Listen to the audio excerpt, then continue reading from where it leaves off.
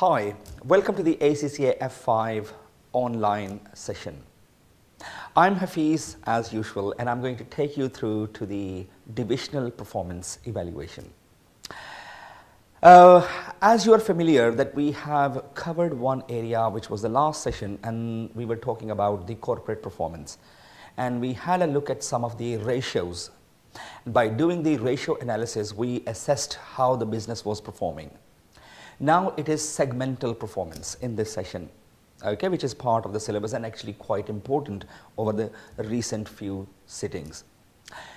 Segmental performance is simply we look into the divisions or branches or departments of the organizations, and then by applying some of the criteria, we assess whether the divisional managers have done good job or divisional managers have not done good job. Okay, whether the departments were performing as per the benchmarks of the company or head office, or the departments were not performing accordingly.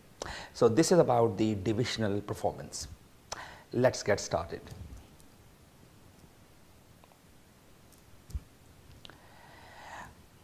Okay, before we look into details of measuring the divisional performance, first of all, a couple of minutes to understand why divisionalization is important. Understanding is divisionalization refers to dividing the organization into different divisions, departments or branches, and delegating responsibilities to the heads of those divisions or departmental managers. So top management delegates some of the responsibilities to the divisional managers so that divisional managers can feel they are part of the organization, not just as an employee, but they are making decisions like that's their own business. So in order to motivate divisional managers, responsibilities are given to the divisional managers. And that actually helps them to achieve the results in the best possible way. A number of people feel that because of divisionalization, most of the managers are considered to be at a race, that division A should perform better than division B, and this self-motivation encourages the managers to perform better and better and better. Now, understanding of divisionalization or divisional performance is that performance of the divisional managers should be based upon the responsibilities or benchmarks assigned over to them. If those targets or benchmarks are met by the managers, it simply refers to a good performance. But if the managers could not achieve those targets, benchmarks or yardsticks, then we consider the managers have underperformed. Now here are some of the methods we use in order to assess the divisional performance. First of all, first measure is called as return on investment, which you might have seen it many times in other papers and generally in life as well, which is simply profit before interest and tax divided by capital employed or investment. There are different expressions used: capital employed or investment, or sometime in exams it's written as net assets. Net assets. Profit before interest and tax, or PBIT, or sometimes it's called as controllable profit in the exams.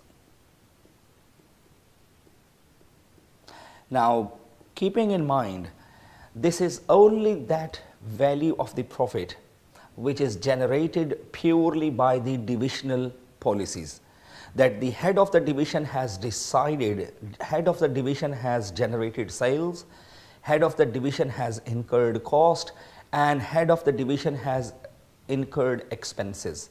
So whatever the revenue and costs are generated or incurred in the division, only those elements are included in profit before interest and tax calculation. Therefore, any interest or any tax is not responsibility of the division. That's the responsibility of the head office. So we only look at that element of profit which is controllable by the divisional manager, okay, that his or her decisions are having an impact on the profit. Well, he doesn't have any impact on the interest and tax of the company. Okay, so remember, always profit before interest and tax or controllable profit. We do not consider any head office policies or head office expenditures or head office costs, only purely head divisional revenue and divisional costs and expenses. What we believe is greater the better idea for return on investment. So there are two ways we can look at whether ROI, return on investment, is good or otherwise. Number one, it is based upon, it is compared with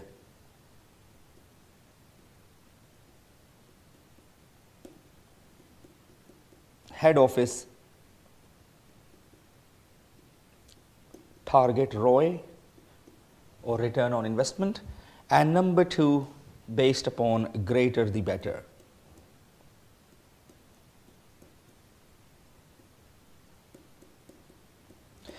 Meaning, if this year ROI is better than last year, it shows improvement. It shows better performance than last year.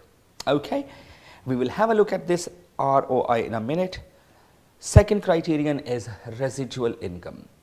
Residual income formula you can see, which is return profit before interest and tax, which is return profit before interest and tax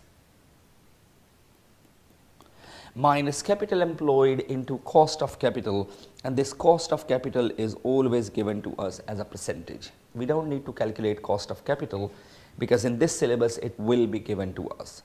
Now, understanding what is residual income. Okay, if answer of residual income is positive, then divisional performance has been good based on RI, or if it is negative, then the performance is not good, performance is poor. Okay, so on its own we can judge whether residual income is good or bad for each division, and thus the performance is good or bad. Okay, let's understand what do we mean by this.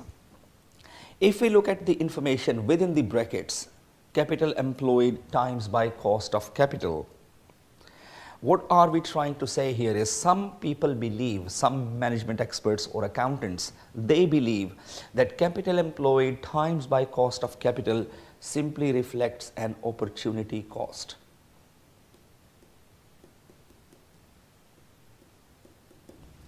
Opportunity cost simply means that if there were any other investments available in the market, if there were any other projects available in the market, or there were any other opportunities available in the market, and we had invested in one of them, how much money we could have generated from other investments available in the market. So what we do is we compare. If the profit before interest and tax generated by the division is greater than any other opportunity in the market, it means our decisions were correct. It means our investment was appropriate. But if we have generated profit before interest and tax for this division which is lower than other investment opportunities, it means we haven't invested in the right place, or our decisions were not appropriate. Second version of the same thing, some people interpret this information within the bracket capital employed times by cost of capital in a slightly different way. They consider it is a borrowing cost. Borrowing cost is this, that if we had borrowed all our capital employed, for example, if we were funding our division from a borrowed money, from the borrowings we know that we have to pay interest, finance charges or interest. So question is, if our profit before interest and tax is sufficient to cover these borrowing cost or interest and finance charges, it means our profit is sufficient, and it is treated as value addition. But if our profit before interest and tax of the division is less than the borrowing cost or interest on capital employed, then it simply reflects non-value addition, that we are not generating enough residual income and actually we can't even cover the borrowing cost. Okay, so in either way residual income has to be positive. Okay, let's have a look at a question. Okay, Example, Tonic Limited. There are two divisions with the following performance for the current year. We are given two divisions X and Y. Investment in X is $10 million and investment in Y is $30 million. Okay. The controllable profit of division X is $2 million and Y is $3 million.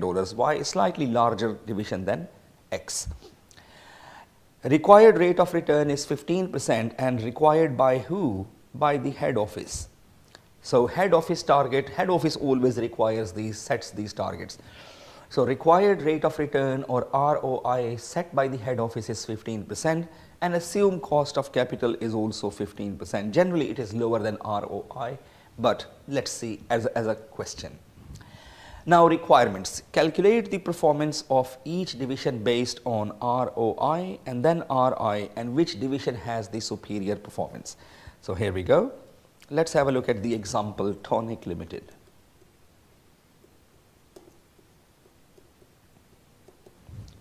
First of all, let's calculate the return on investment. And remember the formula, profit before interest and tax or controllable profit divided by investment or capital employed. And if we multiply this by 100%, we get answer expressed as a percentage. So there are two divisions, let's deal with them one by one. First of all, division X and then division Y. Profit of division X is given, you can see here, $2 million.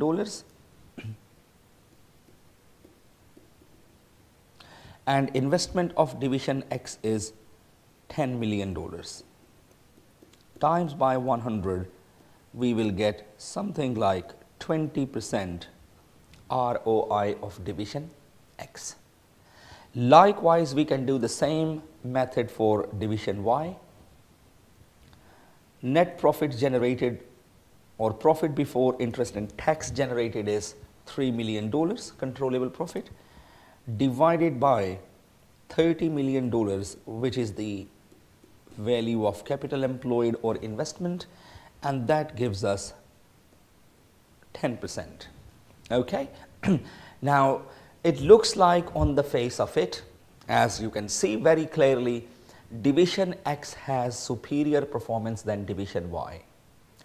And it's not only due to the fact that division X is generating 20%, which is twice the ROI of division Y. Not only is this reason. Main reason is division X has achieved the head office required rate of return, which is 15%. So division X has superior performance than Y simply because division X has performed better than head office target of 15%. And division Y has inferior performance or poor performance not because it got less than X, division X only, simply because it has not been able to achieve the head office target of 15% and therefore division Y has underperformed. Okay, so please remember, we don't compare just division X with Y. It's like, this is my silly example, so please don't get me wrong about this. What do you think if there are two students, they go to the paper F5 or F6, F7, any papers of ACCA. They go to the ACCA exam and one fails with 40 marks and another fails with 45 marks. Now the question is, who is better than the other? Somebody failing with 45 marks and somebody failing with 40 marks. Which one is better than the other? Can we say that person who got 45 is better than somebody who got 40? And you'll be smiling, no way, because both still have failed the paper. Both could not reach the break even of 50%.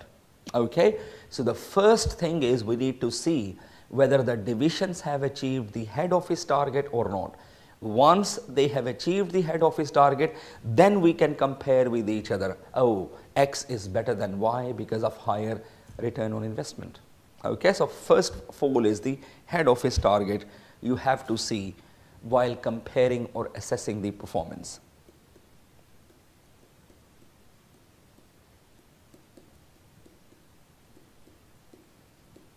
And if this criterion is met, job done, division X has performed better than Y. Okay, so the things I was explaining in exams you have to write down. Okay, apart from my silly examples, everything else you will write down when you will explain the performance. Now we are looking at the residual income. Second criterion is residual income, which is RI. Okay, and the formula, just to remind myself, profit before interest and tax minus investment or capital employed times by cost of capital.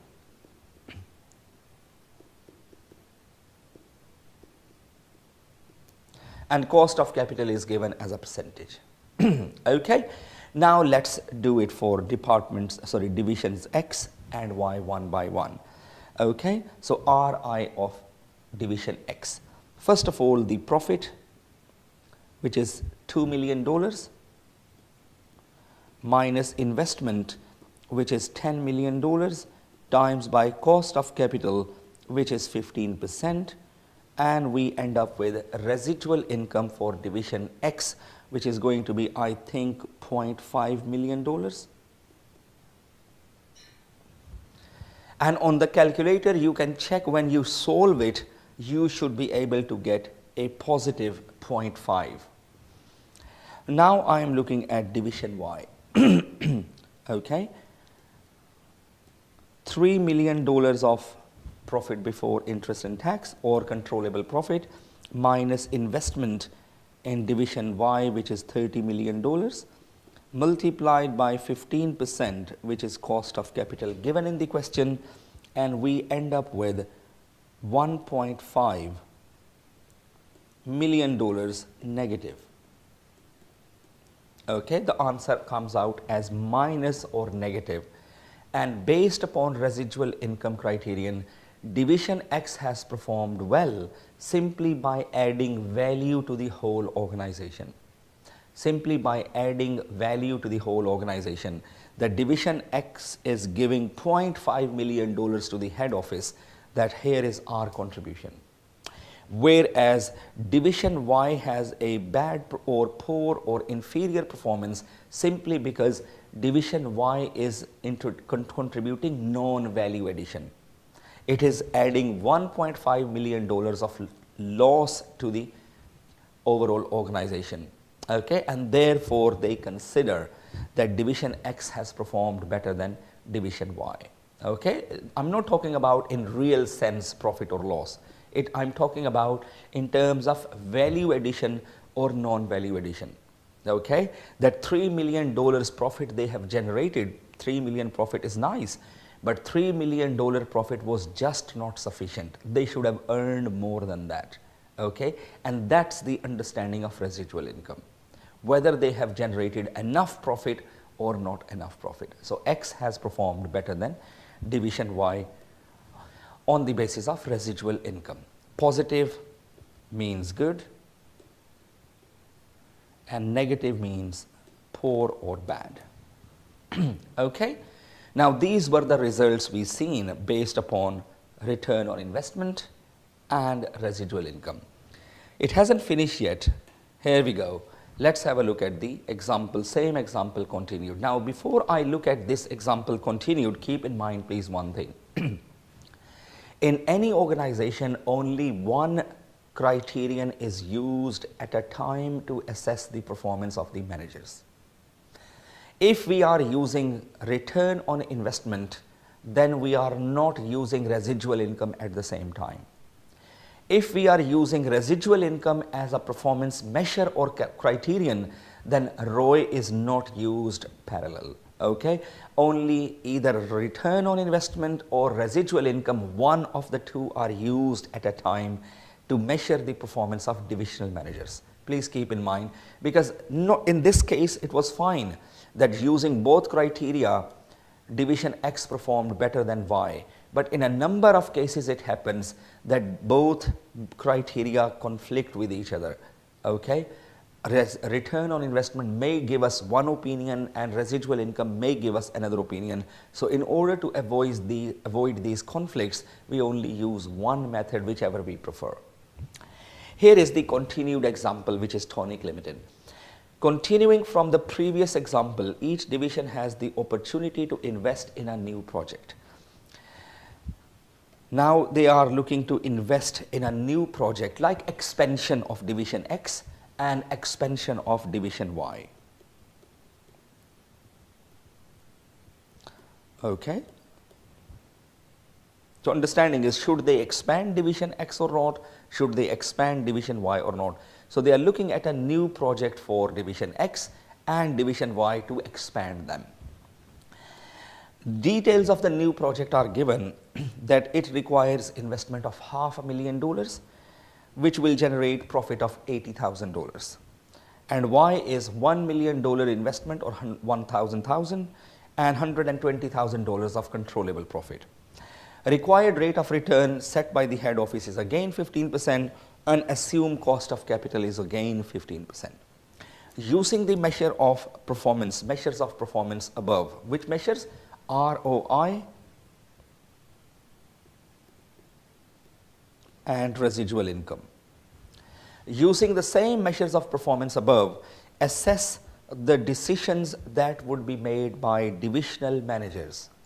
What decisions? That if head office is presenting these new projects, expansion projects in front of divisions X and Y, whether divisional managers would like to take up these projects, whether they will be interested to expand or not. Number 2B, which is head office, how head office will feel about whether head office likes to expand division X or head office likes to expand division Y or otherwise. And C, whether these decisions are congruent with each other. Goal congruency is this.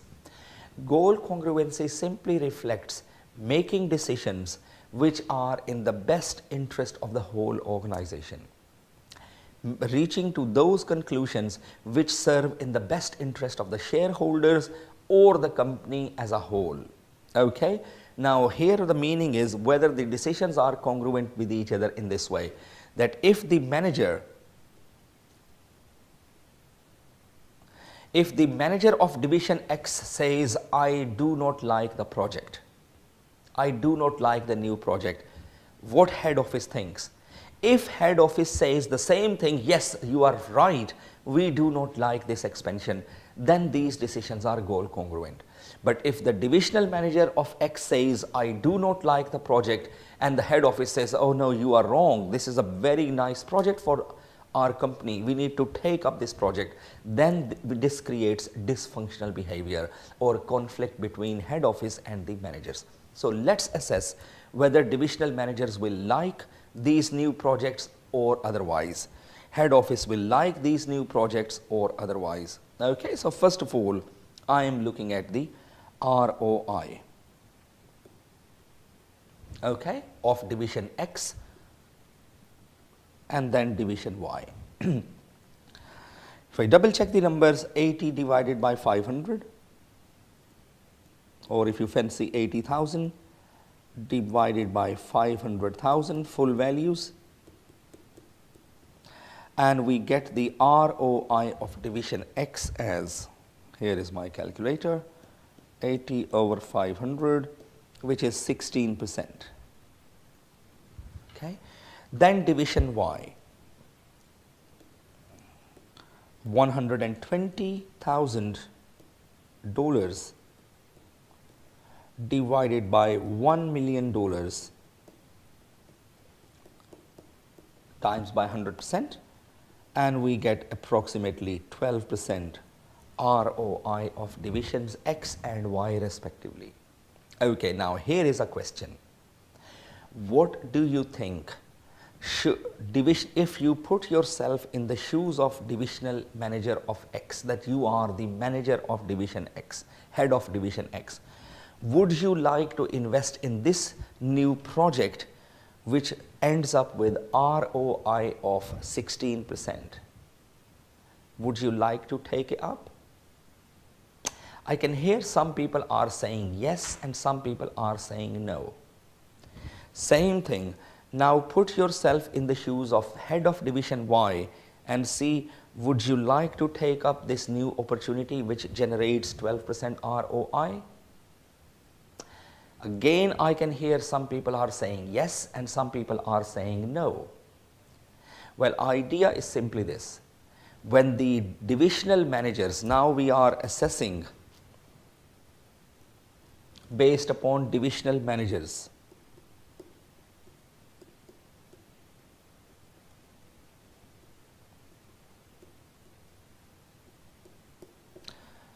That how divisional managers will look at these ROIs. So please remember, divisional managers, a number of times, you don't need to agree with me, but it is the human nature. Generally, we compare our performances with the previous performances. If we are improving or if we are performing better than the past, we feel we are improving things. But if we are going worse than in the past, for example, sales were 1,000 units in the past, and if sales are 1,500 units now, we feel we have done better than before. But if sales were 1,000 in the past and now sales are only 700, we feel, oh, probably, we haven't done the right job. We haven't adopted the right strategies. Managers always compare their performance with their past performance. Now remember, divisional manager X already had the past ROI was 20%, and divisional manager will think, oh, hang on a moment, before I was having 20% ROI and now I'm only having 16%, and this new project will cause a reduction in ROI of my division, and therefore the divisional manager X will reject it. Simply because it is causing a reduction in their previous performance. They will not care about what the head office ROI is. I knew some people were saying yes, accept it, because they were looking at the head office point of view. No, think about the manager point of view, that you are the manager of division X and you are taking up a new project which is generating 16%, and hold on a moment, you already had achieved 20% in the past, so which is like a benchmark for you. So now you will not accept any project which generates less than 20%. You will like to invest somewhere which is giving you better than before, or at least 20%, so that your performance doesn't go down. Likewise, if divisional manager Y is looking at the previous performance which was only 10%, and can you not see divisional manager Y can easily justify that, oh, it looks like an improvement. Head office target is 15%, last time I had 10%, now I have got 12%, so it shows gradual improvement, and very soon if I keep on investing in the projects like this, I may be able to achieve head office target of 15%. And that's how people consider. Managers compare with their past performance, okay, and they are likely to accept the project based upon ROI. So one manager may reject, another manager may accept. Is it okay? Right? Let's have a look at B. B is from the head office point of view. That now put yourself in head office, that you are working for the head office. What do you think? Head office target is 15%, and division X has achieved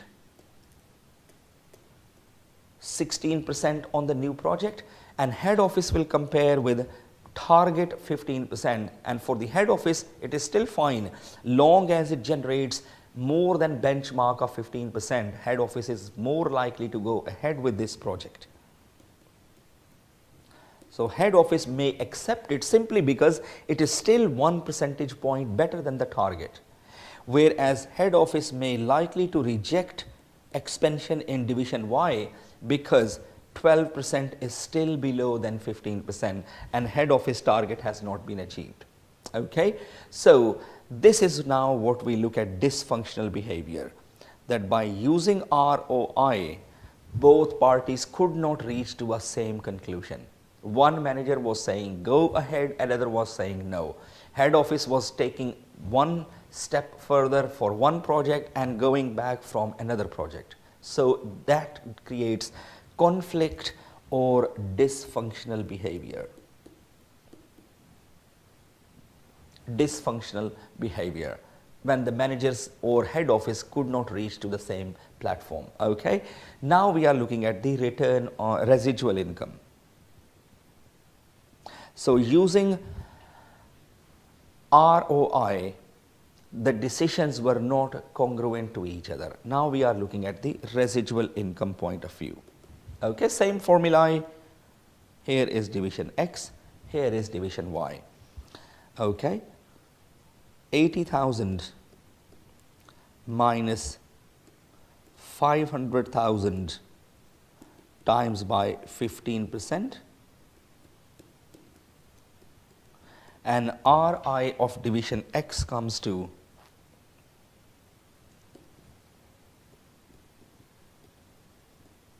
I think 5,000, just let me double check.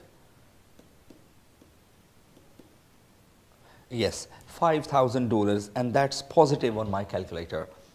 Whereas division Y, 120,000 profit before interest and tax minus investment, which is $1 million, times by 15% as cost of capital, and that gives us, I think, $30,000 being negative residual income, minus residual income. Okay. Now here is, I am the manager of the division. Decide from the manager point of view. I am the manager of division X. Now being positive RI, I am likely to accept this investment, whereas being negative RI or non-value addition,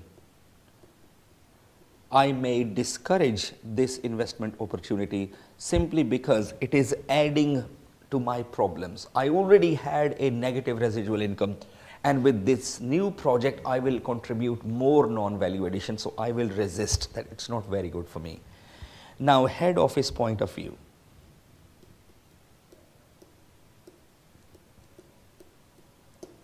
Head office thinks the same way, that it is value addition, so let's accept it because RI is positive.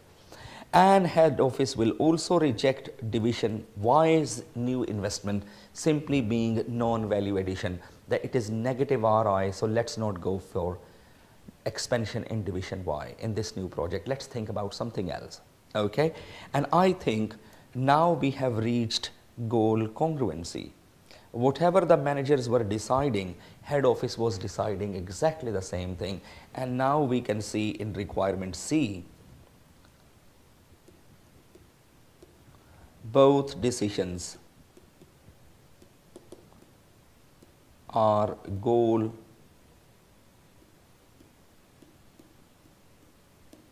congruent, that both are heading towards the common interest of the organization. Okay, now we are looking at the next area of the thing, which is behavioral issues. Understanding is, a number of times it happens that, you noticed that division X had positive residual income, division Y had negative residual income. Division X had more than head office rate of return, and division Y had less than head office rate of return. And that can cause demotivation among some managers, that we are probably trying our best and we are still not achieving. So what some people do, because it's a human behavior, you don't need to agree with what I'm talking about, but we are humans. A number of times saving the skin idea is applied by many managers. Saving the skin is this, that whatever we are doing, long as at the end of the day, at the end of the year, if the management appreciates me, if the management appreciates my work, if the management likes my policies, I feel happy. Now, in order to achieve the head office targets, a number of unethical approaches may be adopted by the managers, and that's why you study one paper, which is audit. Okay, that by looking at investigative ideas, you try to find out if there is any manipulation, if there is any overestimation, underestimation, if there is any fraudulent element and so on, so that you can make sure these financial statements are true and fair.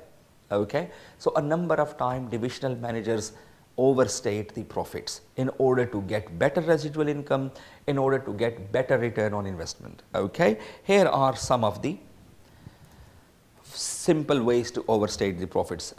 Phasing of apportioned cost to charge fewer costs during the period, meaning to say is work out that type of overhead costs which are going to go low or less into the products. Okay, phase them out, put some in here, some in there, and long as you achieve the results, you feel okay. Revenue recognition of sales in previous periods or future periods, so manipulating the cutoff date. Okay, sometimes here or sometimes there, meaning a number of people, they are criticized about this, that at the end of the year, generally at the end of the year, if they have seen that they have achieved the ROI as per target in November or early December, they stop booking more sales in December. So they put the invoices, they book invoices January next year, so that next year can be more comfortable. Again, manipulation, it's unethical. Ignoring part of cost base. Incorporate sales from other divisions, double count sales, and not only this one, manipulating depreciation policies.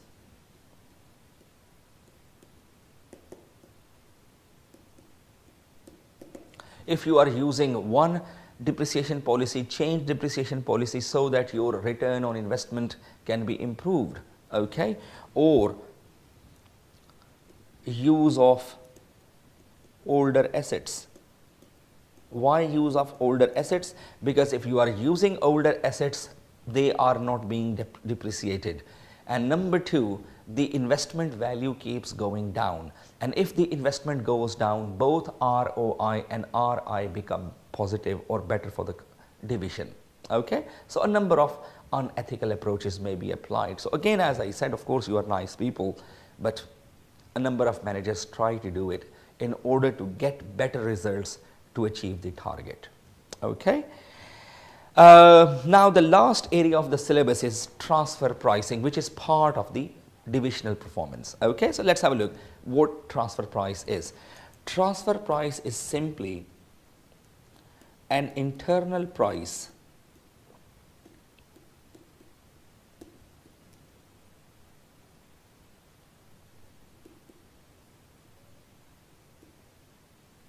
between two divisions.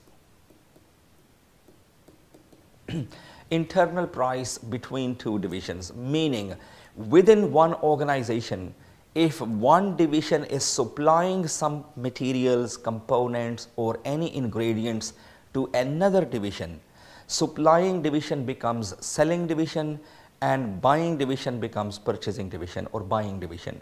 And in the transfer of goods, if any price is paid and received, that becomes transfer price or internal price. Question arises, why transfer price? Okay, why transfer price? So there are three main reasons for the transfer pricing.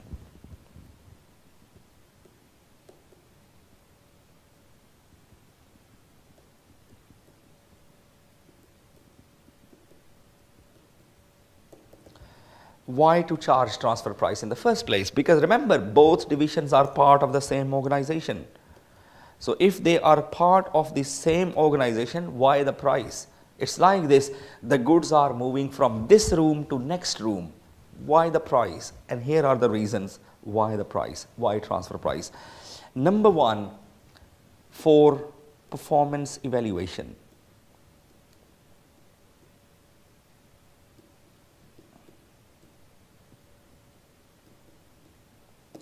Remember, we calculate return on investment and residual income to measure the performance of the divisions. And both return on investment and residual income have a starting point of profit before interest and tax. And if there is no selling price, then how are we going to get the profit? So that's why we charge the selling price, so that we can achieve some profit. Number 2, global tax.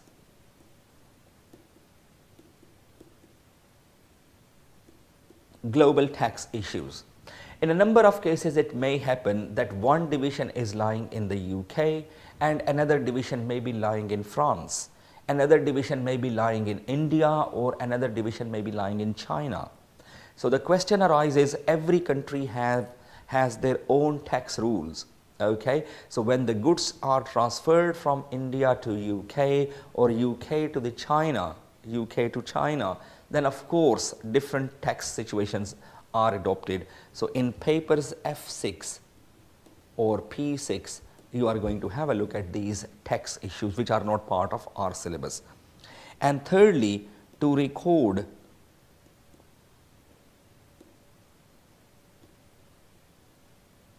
movement of goods.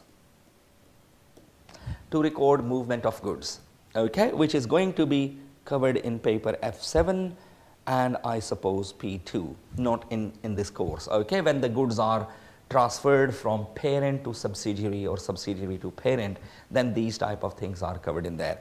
So our aim or focus is only on the performance evaluation, which is part of F5. Different papers, different aims, okay, right, for performance evaluation. Now there are a number of methods which are part of the syllabus, okay. Here are the transfer pricing methods. Number 1 is external market price. External market price is simply based upon charging the buying division just like you are charging the external customer, and generally the price charged is quite high. Then the next few are the cost based, okay, and cost based are generally low priced. Generally it happens in number of industries that external market price is charged to the buying division when there is an external market existence, that if buying division doesn't buy our components, we don't care, we can sell them easily and comfortably outside the organization. But cost based approaches work in those industries where there are compatibility issues and the supplying division cannot sell these components, hardwares or softwares to any other company but to this buying division, okay, right. And the third one we are going to talk about, which is going to be 1 minute we can talk about here. You may say in here, may not be acceptable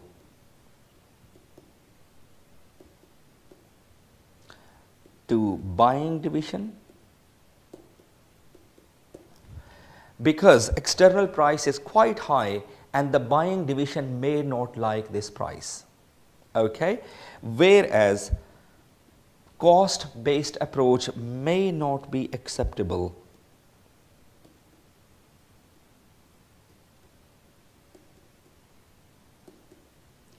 to selling division, supplying division, simply because cost based is low price, and because of low price they may not achieve required profits or required return on investment, and that creates a little bit conflict between the two divisions, that one department is not accepting this approach, another division is not accepting another approach, and then the head office may intervene to deal with these two things, okay. And the head office aim, by the way, if I ask you, do you think head office likes a higher transfer price or lower transfer price? And I think you are telling me head office does not care which price we charge. What head office cares about is that this price should work in the best interest of the company as a whole. Meaning to say, head office doesn't care high or low price, because whether the money leaves this pocket and money comes this pocket, money still remains within the same company. So that's why company doesn't really care, head office doesn't really care. Head office cares one thing, that the price should be optimum, which is appreciated by supplying division, which is happily accepted by the buying division, and this price should work in the best interest of the company for the shareholders. Okay, now let's have a look at an exercise here. Exercise number 3, transfer pricing. Okay, requirement A is, if we look at the requirements first, calculate ROI for each division and comment briefly on the performance of each. Okay, so let's have a look at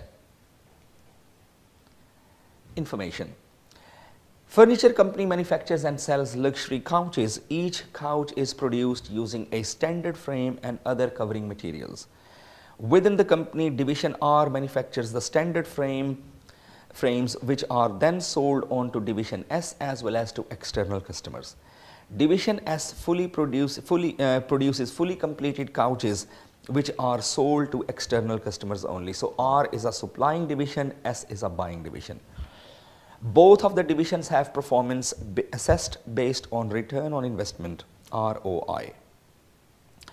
The required rate of return is 15%. Required ROI is 15% set by the head office. Now we are given financial statements or income statements of each division R and S.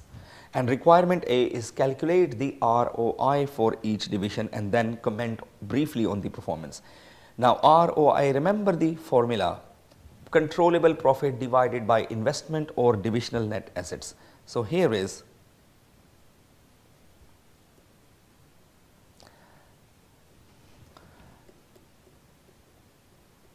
transfer pricing, requirement A. So ROI of division R and then division S. Okay, so let's pick the numbers up. 1,900. It's in millions of dollars, but I'm ignoring 3 zeros. Divided by 10,000 times 100, and the other one is 1,060 divided by 7,800 times 100, and here we go, we get approximately 19% ROI for division R, and 1060 divided by 7,800, we get approximately 13.6. Just let me double check. Yes, 13.5 or 13.6. And it looks like as the head office target of 15% has been achieved by division R, reflects good performance. But as the head office target of 15% could not be achieved by division S, so division S has underperformed or performance was poor. That's the brief comments. Now we are looking at the second requirement.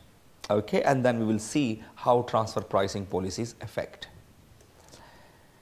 Explain how transfer pricing policies may result in managers making or taking decisions which are not in the best interest of the company, and recommend a suitable transfer price for Furniture Limited.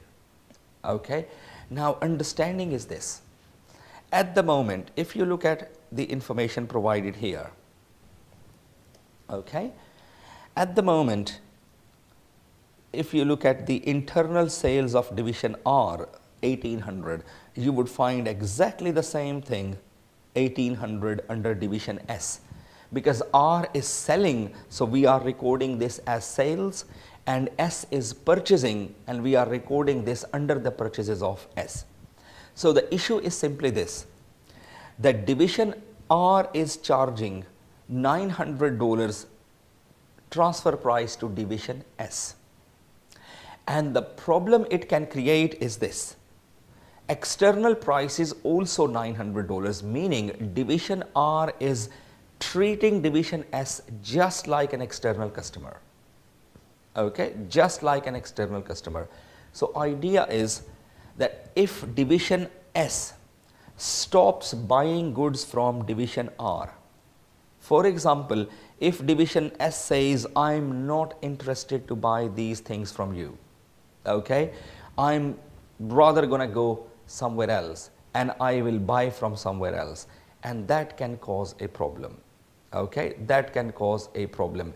So recommended suitable price will be a range, okay, that division R should consider what should be acceptable. Okay, but we needed some more details, therefore we will answer this at the end. Now here is the requirement C, okay, and then we will see how these managers cannot make the decisions which may not be working in the best interest of the company as a whole. The transfer price was established a number of years ago, and head office will only allow division C to purchase the frames from division R.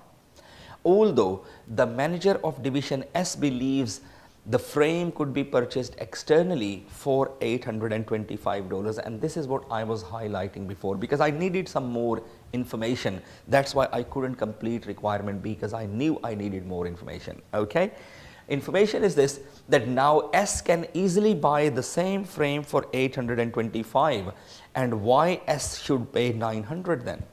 I mean, logical question in the head of manager of S, that my performance is 13.6% only and I am being criticized for my poor performance. So let's forget about division R, let's go outside and buy for $825. Now here is an overall B and C I'm answering together. Okay, requirement C is calculate divisional and total company profits if division S is allowed to purchase the frames externally. Okay, now here is requirement B, recommend a suitable transfer price. Suitable transfer price is this, that if division S pays same 825 to division R, okay, let's see if division R accepts. Okay, so here are the profit statements. Mostly it will remain the same if R accepts transfer price of 825. Okay, so here is the division R in thousands of dollars, here is division S in thousands of dollars. First of all, external sales, which will remain the same,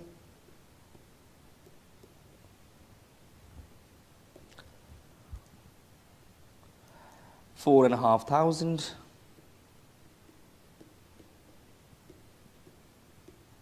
$5,300. Then internal sales. Now the new price is 825. Okay, so 825 times 2,000, that's 1,650, and that becomes cost for the other division. Okay, now we are just going to copy and paste everything. Variable costs, I'm just going to copy and paste 2,100, and here is 1,800. Okay, please look at this. I'm just copying and pasting all numbers because rest of the cost will remain the same. Fixed costs, fixed production, 1,400, and here it was 600. Okay, here is selling and distribution variable, 500, and for the other one it is 240. And fixed selling and distribution 400 and 200,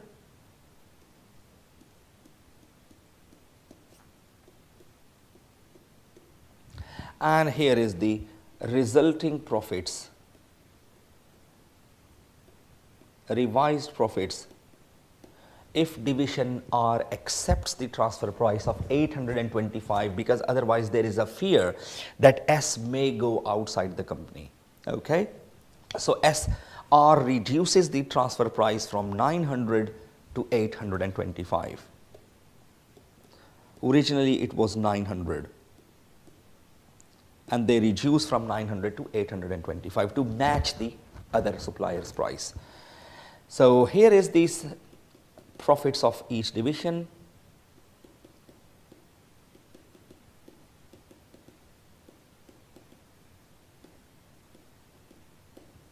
$1,750, and S is 5,300 minus 1,650 minus 1,800 minus 600 minus 240 minus 200.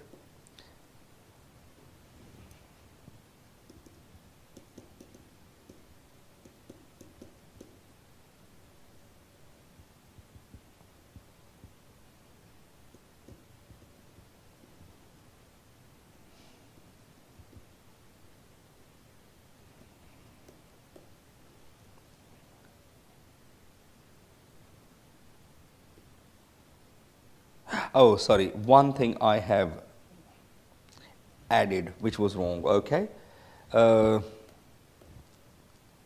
materials 1,400. This was my mistake.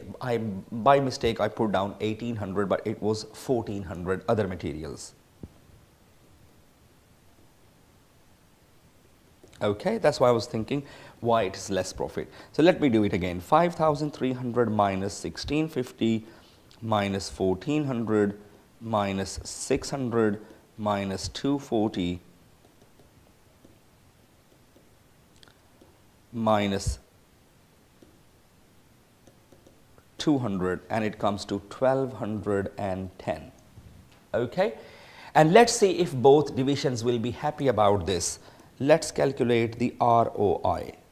1,750 divided by 10,000 times 100, and we get 17.5%, and division R will accept it because it's still better than head office of 15%. 1,210 over 7,800 times by 100, and now it is 15.5%, and division S will be quite pleased with this information because 15% ROI is achieved. Okay, and company as a whole, if I look at the profits, 1,750 plus 1,210, the total head office profits will be the sum of the two, 1,750 plus 1,210, 2,960. And originally if I look at that, when the transfer price was 900, can you see profits were 1,900 plus 1,060, and that was the same 2,960. So it doesn't make any difference to the head office. Okay, requirement C was calculate if S goes outside the company, how it will change the results. So now we only are going to calculate profits of R if S stops buying from division R. That if R rejects this price, for example, it's both ways. R may say, no, I'm not interested in less than 900. So R may reject it, and as a result, S may go outside the company and they will stop buying from R. So here is the profits in thousands of dollars.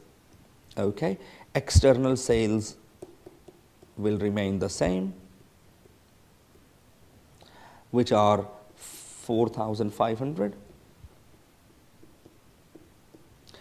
There will be no internal sales, goes down to 0 because S goes outside. Then variable production cost. Okay, you can look at the question. which is at the rate of 300 times by 5,000, which is 1,500, and anything else will remain the same. Fixed 1,400, variable selling and distribution 500, and fixed selling and distribution 400, and here is the revised profit if S stops buying from R. 4,500 minus 1,500 minus 1,400 minus 500 and 400, the revised profit will be only $700. Okay, and R will be quite displeased with this information that this couldn't achieve the head office target, because 700 simply represents ROI of 7%. Head office will not be pleased with this information, because 700 plus 1,210, the head office profits will decrease by more than $1 million, and therefore head office will not like this approach. Head office will rather prefer that division R reduces the selling price from 900 to 825 to achieve this. Okay, so based upon this, we can say here that in the best interest of the company as a whole, they should have used the common or goal congruence idea that let's do whatever is in the best interest of the company as a whole. Okay, charge a price of 825, which is acceptable to division S and okay for division R as well, because the head office targets are achieved and everybody is a happy bunny. Okay, so this was about transfer pricing. Please revise it, and any issues, come back to us. Mail my tutor. Okay, thank you so very much for your time and patience. Take care. Goodbye.